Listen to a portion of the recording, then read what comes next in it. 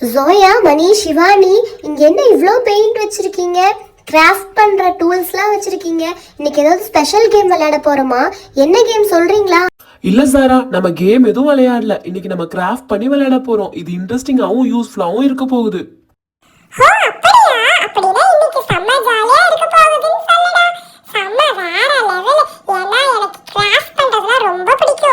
ஆமா ஜோயா, இன்னைக்கு ரொம்பவே ஜாலியா இருக்க போகுது.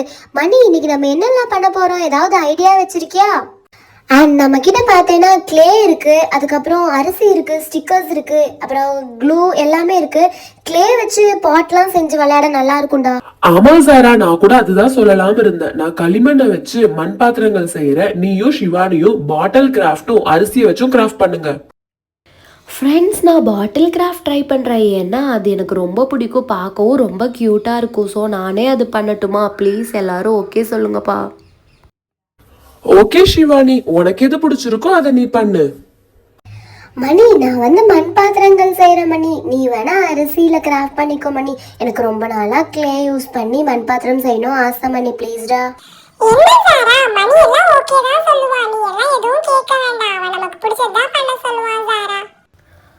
ஆமா ஜோயா, நீ என்ன பண்ணலான்னு இருக்க? எனக்கு கிராஃப்ட்லாம் பண்ண தெரியாதுப்பா. இந்த டைம் நீங்க எல்லாரும் பண்ணுங்க, அத பார்த்து நானும் பழகிட்டு நெக்ஸ்ட் டைம் நான் கண்டிப்பா பண்றேன். அப்படியா? எனக்கும் தான் கிராஃப்ட் பண்ண தெரியாது, இருந்தாலும் நான் ட்ரை பண்ண போறேன். அப்புறம் இஷ்டம். ஓகே ஃப்ரெண்ட்ஸ், ஸ்டார்ட் பண்ணிடலாமா? இன்னைக்கு நான் அரிசியை வச்சு தான் கிராஃப்ட் பண்ண போறேன். அதுக்கு ஃபர்ஸ்ட் 3 செப்பரேட் பவுல்ஸ் எடுத்து கொஞ்சம் கொஞ்சமா அரிசி ஆட் பண்ணிக்க போறேன். ஆட் பண்ணதுக்கு அப்புறமா பிங்க் கலர் பெயிண்ட் எடுத்துக்கிறேன். அதை ஃபர்ஸ்ட் பவுல்ல போட்டுட்டு நல்லா மிக்ஸ் பண்ண போறேன். இதுல மிக்சிங் தான் ரொம்ப இம்பார்ட்டன்ட். நல்லா மிக்ஸ் பண்ணணும். ஈவனா மிக்ஸ் பண்ணாதான் நம்ம கிராஃப்ட் பார்க்க ரொம்ப நல்லா இருக்கும். இப்ப நல்லா மிக்ஸ் பண்ணியாச்சு. இதுக்கப்புறமா நெக்ஸ்ட் பவுல்ல கலர் ஆட் பண்ணலாம். இப்போ நம்ம செகண்ட் பவுல்ல பெயிண்ட் ஆட் பண்ணிக்கலாம். அதுக்கு நான் ரெட் கலர் சூஸ் பண்ணியிருக்கேன். ரெட் கலர் பார்க்க ரொம்ப அட்ராக்டிவா இருக்கும். ஸோ அதனால தான் ரெட் கலர் சூஸ் பண்ணியிருக்கேன். நல்லா ரெட் கலர் பெயிண்ட் ஆட் பண்ணி நல்லா மிக்ஸ் பண்ணணும். ரொம்ப அதிகமாக பெயிண்ட் ஆட் பண்ணிடக்கூடாது, அப்புறம் ஸ்மஜ் ஆயிரும். நம்ம ஒரு அளவான அளவுக்கு பெயிண்ட் எடுத்து நல்லா மிக்ஸ் பண்ணிக்க போறோம்.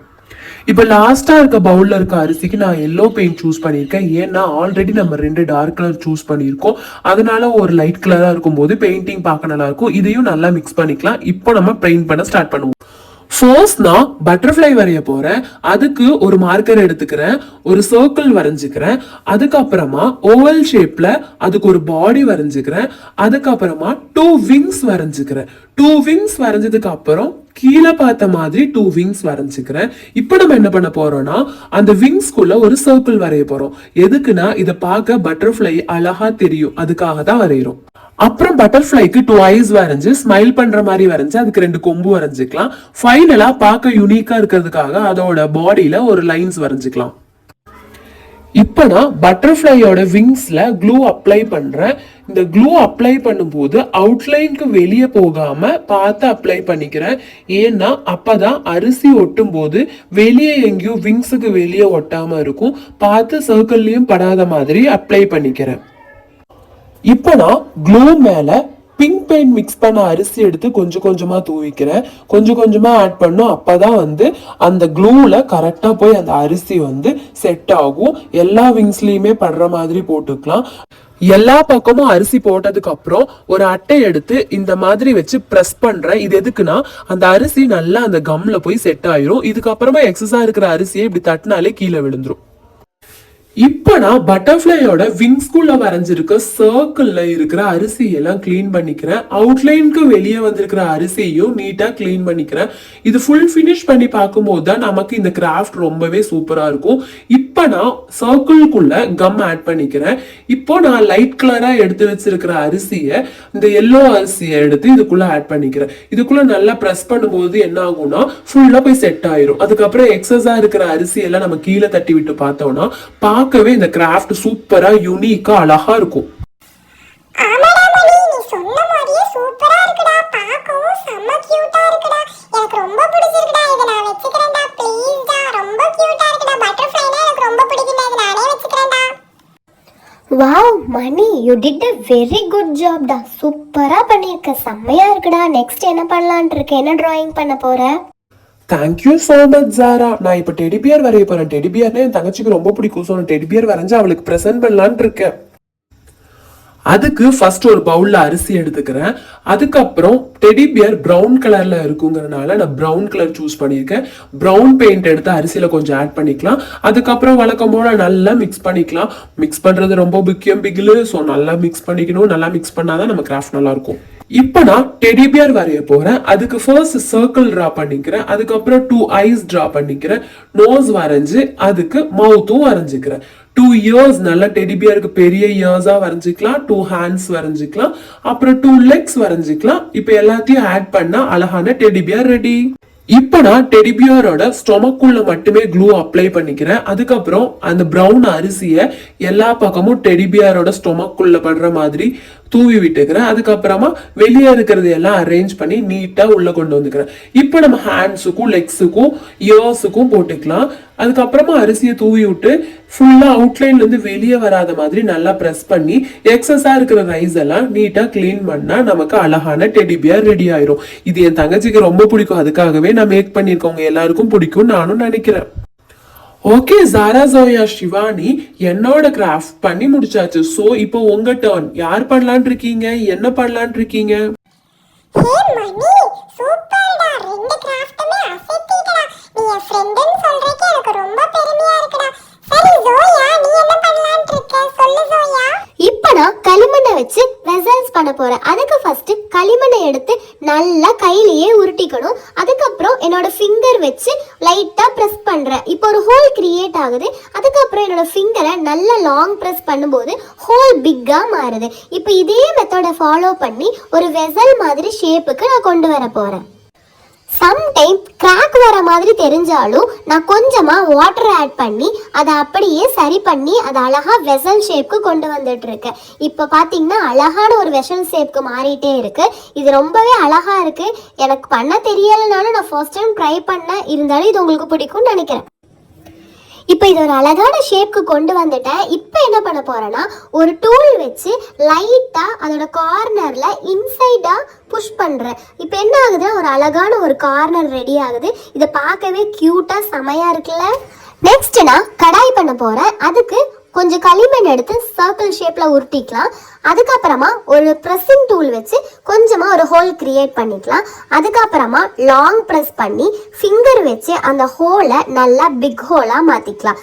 சைட்ல எல்லாம் நல்லா ப்ரெஸ்ஸிங் கொடுத்து கொஞ்சம் கொஞ்சமா அந்த ஒரு கடாய் ஷேப்ல கொண்டு வந்துக்கலாம். இப்போ நம்ம கையை வச்சு மெதுவாக ப்ரெஸ் பண்ணி அதை கடாய் ஷேப்புக்கு கொண்டு வர போகிறோம். எங்கேயாவது சின்ன கிராக் இருந்தால் கூட லைட்டாக வாட்டர் ஆட் பண்ணி அந்த கிராக்கை எல்லாம் போக வச்சிடலாம். இப்போ பார்த்தீங்கன்னா அழகான ஒரு கடாய் ஷேப்புக்கு நான் கொண்டு வந்துட்டேன். இது எல்லாமே காஞ்சதுக்கு அப்புறமா நம்ம பெயிண்ட் பண்ண போறோம். ஃபர்ஸ்ட் இந்த அழகான கடாயை வந்து கீழே வச்சுக்கலாம். இப்போ அந்த கடாய்க்கு சைட்ல பிடி வைக்க போறோம். அதுக்கு கொஞ்சமா களிமண்ணை எடுத்து நல்லா நீளமா உருட்டி ஃபர்ஸ்ட் ஒரு சைட்ல பிடி வச்சிடறோம். இன்னும் கொஞ்சம் களிமண்ணை எடுத்து அதே மாதிரி நீளமா உருட்டி இன்னொன்று கர்வியா இன்னொரு பக்கம் பிடி வச்சிடறோம். இப்போ நமக்கு கடாய் ரெடி ஆயிடுச்சு. நெக்ஸ்ட் நான் மேக் பண்ணியிருக்க வெசல்ஸ்க்கு பெயிண்ட் பண்ண போறேன். அதுக்கு ப்ரௌன் கலர் யூஸ் பண்றேன்.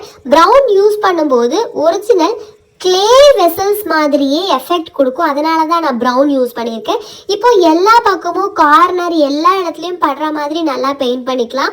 உள்ள நமக்கு பெரிய ப்ரஷ் யூஸ் பண்ண முடியாது. ஸோ சின்ன ப்ரஷ் யூஸ் பண்ணி உள்ள எல்லாமே நல்லா படுற மாதிரி பெயிண்ட் பண்ணிக்க போகிறோம். நெக்ஸ்ட் நம்ம கடாய்க்கு பெயிண்ட் பண்ணிடலாம். கடாய்க்கும் நான் ப்ரௌன் கலர் பெயிண்ட் தான் யூஸ் பண்ணியிருக்கேன். ஏன்னா அப்போதான் ஒரிஜினலாக கிளேல பண்ண மாதிரி இருக்கும்.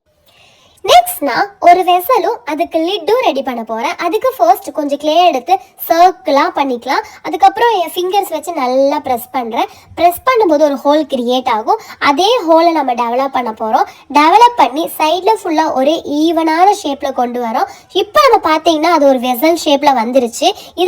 இப்போ இந்த வெசலுக்கு நம்ம லிட் மேக் பண்ணிடலாம். அதுக்கு கொஞ்சமா களிமண் எடுத்து நல்லா ப்ரெஸ் பண்ணி ஒரு தட்டு ஷேப்புக்கு கொண்டு வரணும். ஃபர்ஸ்ட் நல்லா பிளேட் ஷேப்புக்கு கொண்டு வந்ததுக்கு அப்புறமா இன்னும் கொஞ்சமா கிளே எடுத்து ஒரு சர்க்கிள் ஷேப்ல வச்சு அதுக்கு மேல வச்சோன்னா அது ஒரு லிட்டா மாறிடும்.